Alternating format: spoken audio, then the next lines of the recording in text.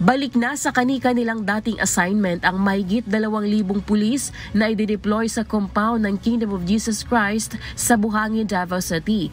Ito ay matapos sumuko sa mga otoridad ang KOJC leader na si Apollo Kibuloy at 4 na co-accused nito.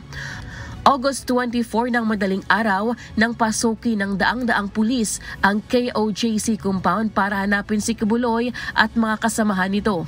Kasama sa mga idineploy na pulis ang CDM contingents, tactical security teams, arresting personnel, investigators, searching personnel at ancillary services team.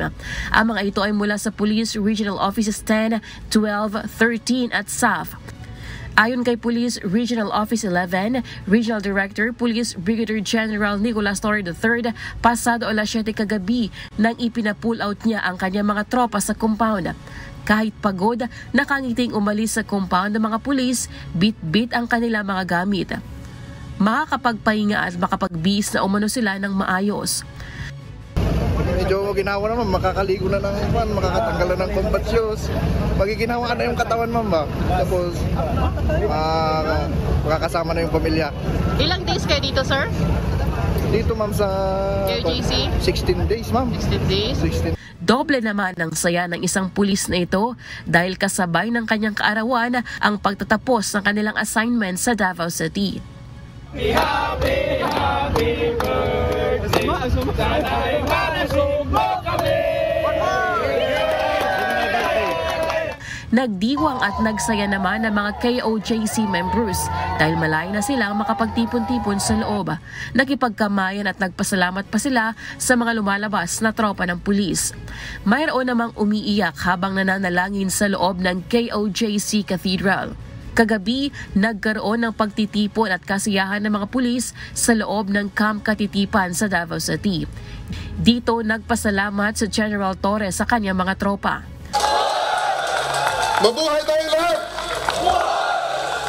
Maraming salamat pong muli sa inyong kooperasyon. Sa 2 linggo nating paghihirap, nagbunga rin ang lahat ng ito. Anya, tapos na ang kanilang tungkulin sa pagsisilbi ng warrant of arrest, kaya maaari nang umuwi o bumalik sa kanilang mga assignment ang mga pulis.